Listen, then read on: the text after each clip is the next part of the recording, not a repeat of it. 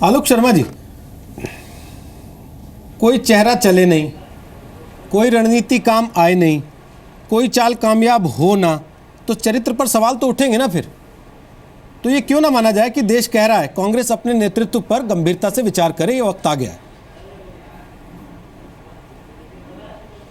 देखिए, मैं समझता हूँ ये वही नेतृत्व है। जब सोनिया जी हमारी अध्यक्ष बनी तो हम 2-3 राज्यों में थे मात्र, और उससे लेकर अगले 3 साल के अंदर हम 16 राज्यों में चुनाव जीत कर आए।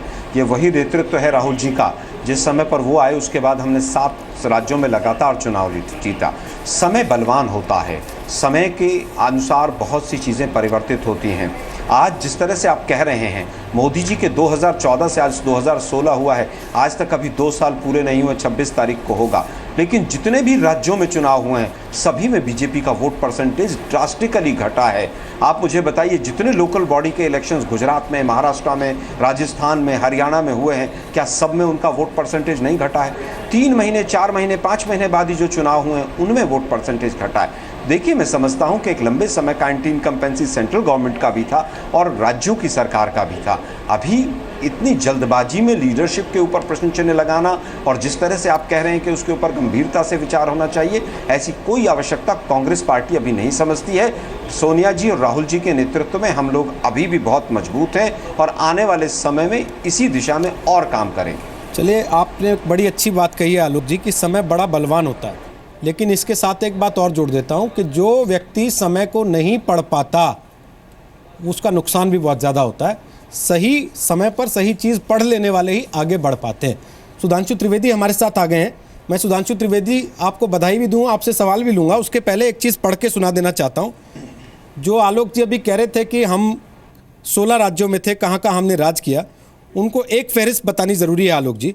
बिहार में कांग्रेस की आखिरी सरकार थी 1985-90 में, छत्तीसगढ़ में 2003 में, गुजरात में 1995 में आखिरी सरकार थी, मध्य प्रदेश में 1998-2003 में आखिरी सरकार थी, नागालैंड में 2003 में थी, ओडिशा में 1995 से 2000 में थी, पंजाब में 2002 से 2007 में थी, सिक्किम में 1984 में, तमिलनाडु में 1967 के बाद कांग्रेस कभी सरकार नहीं बना पाई, त्रिपुरा में 1993 के बाद कांग्रेस सरकार नहीं बना पाई, और उत्तर प्रदेश में 1989 के बाद सरकार नहीं बना पाई, वेस्ट बंगाल में 1977 के बाद से सरकार नहीं बना पाई कांग्रेस।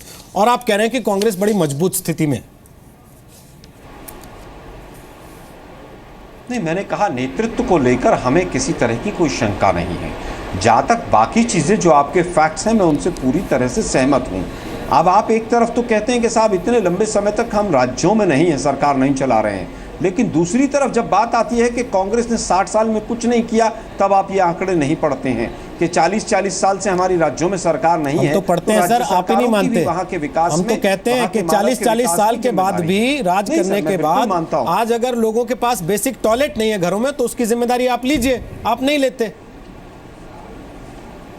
देखिए, मैं फिर समझता हूं कि आप देखिए कि अगर यूपी के समय का भी आपने टॉयलेट की बात और स्वच्छता के अभियान की बात की है तो पिछले 2 साल के आंकड़े बहुत ही नकारात्मक हैं अगर पिछले 10 वर्षों से भी आप उसकी तुलना करेंगे। लेकिन इसका फैसला करने का मैं समझता हूं 2019 का समय है। जनता सही समय पर चिंतन और मनन के साथ पुनः कांग्रेस की वापसी करेगी, उसका इशारा दिल्ली में हमने देखा है। ठीक, सुधांशु त्रिवेदी जी, सबसे पहले बधाई आपको आज जहाँ आपने जीत हासिल की है उसके लिए, जहां खाते खोले हैं उसके लिए भी। लेकिन कांग्रेस की हार नरेंद्र मोदी की जीत नहीं है, क्या यह कहा जा सकता है? देखिए, कांग्रेस के बारे में हम यहां पर कोई विशेष टीका टिप्पणी नहीं करना चाहेंगे, परंतु अभी आपने स्वयं अपने वक्तव्य में रोहित जी जो आपने पूरा एक परिदृश्य बताया कि किस तरीके से कई दशकों से कांग्रेस कई राज्यों में सत्ता से बाहर है, तो मैं सिर्फ ये कहूंगा कि अगर आप पिछले 60 वर्षों के भारत की राजनीति का विस्तार देखें तो दशक दर दशक कांग्रेस का प्रभाव घटा है और ठीक उसी अनुपात में दशक दर दशक भाजपा का प्रभाव बढ़ा है। जैसे आज का ही परिणाम ले लीजिए, हम पूर्वोत्तर में पहली बार आए। आप ध्यान करिए, 80 के दशक में हमें कहा जाता था हम काऊ बेल्ट की पार्टी है, 90 के दशक में हम विंध्य के नीचे आए और महाराष्ट्र और छत्तीसगढ़ में सरकार बनाई, 2010 के दशक में हमारी कर्नाटक में पे दम पे सरकार बनी, दक्षिण में पहुंचे और आज हम पूर्वोत्तर में पहली बार सरकार बनाए।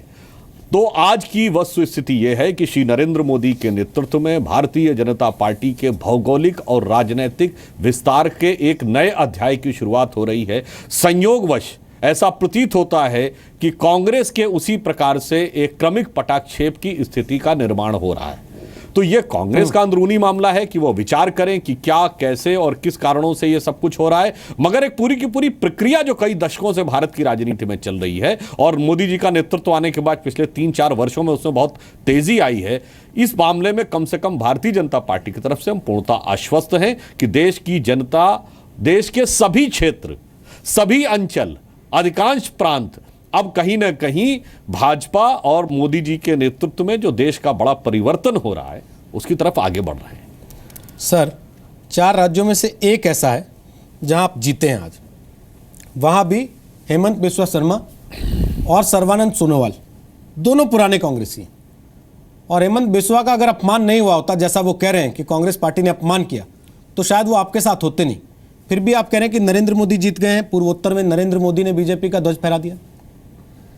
देखिए, मैंने अपने पूरे वक्तव्य की शुरुआत में दशक दर दशक कहा, तो जहां कहीं भी हुआ हमारे संगठन की वर्षानुवर्ष की तपस्या, वर्तमान में संगठन का परिश्रम अमित शाह जी के नेतृत्व में और स्थानीय स्तर पर जो हमारा नेतृत्व था, चाहे सर्बानंद सोनोवाल जी हो, चाहे हेमंत बिस्वा शर्मा जी हो, उन सबका प्रयास और उन सबके ऊपर मोदी जी की लोकप्रियता। कोई भी चीज देखिए अचानक नहीं होती। देखिए होता क्या है, अगर आपके पास बहुत ही लोकप्रिय नेतृत्व भी है पर अगर आपका जमीनी संगठन मजबूत नहीं है तो आप बहुत कुछ नहीं कर पाते, जैसा कि हमें तमिलनाडु में दिखा।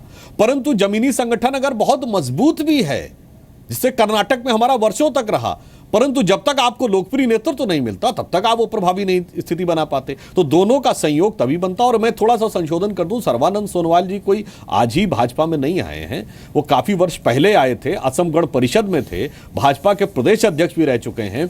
और बांग्लादेशी घुसपैठ के मामले पर आपको ध्यान हो, IMDT एक्ट जो कि कांग्रेस की गवर्नमेंट लाई थी, उसके खिलाफ सर्वोच्च न्यायालय में याचिका दायर करने वाले व्यक्ति सर्बानंद सोनोवाल ही थे। और उस समय से ही भाजपा और हम लोगों के साथ उनका एक बेहतर तारतम्य में था। तो मैंने बहुत स्पष्ट कहा कि हमारा संगठन वहां वर्षों से काम कर रहा था, हमें एक लोकप्रिय प्रभावी नेतृत्व की आवश्यकता थी, जो सर्बानंद सोनोवाल के रूप में हमें मिला और दोनों के संयोग से हमने उस क्षेत्र में अच्छी सफलता प्राप्त की। चलिए, मैं दुआ साहब से सवाल लेना चाहता हूं, लेकिन उसके पहले एक सवाल और पूछ लूं आपसे, क्योंकि आप काफी देर से आए हमारे साथ। ममता बनर्जी ने आज प्रेस कॉन्फ्रेंस किया चुनाव जीतने के बाद, और उन्होंने एक बात कही कि नरेंद्र मोदी की एक ही USP है, और वो USP है राहुल गांधी। और ममता बनर्जी कौन है सर, ये तो मुझे बताने की जरूरत नहीं है आपको। देखिए, मैं इस विषय पर आज का जो अवसर है उसमें ममता बनर्जी जी को हम जीत की बधाई देते हैं। हमारे राष्ट्रीय अध्यक्ष ने भी जीत की बधाई दी है। हम बंगाल के जो भी जनादेश है उसको शिरोधार्य करते हैं। परंतु जहां तक मैं उनके इस वक्तव्य से थोड़ा मतभेद रखता हूं, स्पष्ट रूप से, मोदी जी कब सत्ता में आए थे गुजरात में? 2001 में। राहुल गांधी जी थे क्या? 2002 में सारी प्रतिगामी शक्तियां बिहार विधानसभा चुनाव में लग गई थी उनको हराने के लिए। तो राहुल गांधी जी ने तो तब तक राजनीति में पदार्पण भी नहीं किया था। और 2007 में जब वो चुनाव जीते तब राहुल गांधी जी नए नए राजनीति में आए थे। तो ऐसा नहीं है। हाँ, परंतु उन्होंने जो बोला है वो मेरे विचार से वो प्रश्न भाजपा की बजाय कांग्रेस से पूछा जाए तो ज्यादा बेहतर होगा कि ममता जी ने जो बोला है उसके क्या मायने हैं। क्योंकि ममता जी पूर्व कांग्रेस में भी रह चुकी हैं, तो कांग्रेस के अंदर की रीति नीति भी वो परिस्थितियां बहुत बेहतर ढंग से समझती होंगी। दुआ साहब, आज सुबह भी जब हम चर्चा में थे तो कांग्रेस के बीजेपी के एक प्रवक्ता ने सुबह कहा कि कांग्रेस अब एक क्षेत्रीय पार्टी हो गई और बीजेपी देश भर की पार्टी के तौर पर उभर के सामने आई है। आपको लगता है कहना ठीक है? अभी नहीं, अभी कहना ठीक नहीं है। उनको ये बड़ी हिस्टोरिक उनके लिए अचीवमेंट है, बीजेपी के लिए असम को जीतना वाकई हिस्टोरिक है। और उसका क्रेडिट सिर्फ ये नहीं है कि आपने सर्बानंद जी को इधर ले लिया है, सिर्फ वो नहीं है कि उनको बीजेपी को क्रेडिट जाता है। इन्होंने जो काम किया है और जो मेहनत की है, जो भी स्ट्रेटजी है उसका फ़ायदा हुआ है, और इनकम्बेंसी फैक्टर भी है, दोनों का उन्होंने फ़ायदा उठाया है और उसके लिए उनको बधाई है। लेकिन बीजेपी के पास अभी रीजनल पार्टीज़ का जवाब नहीं मिल रहा। ममता बनर्जी बंगाल के लीडर हैं और दोबारा इलेक्ट होके आई हैं।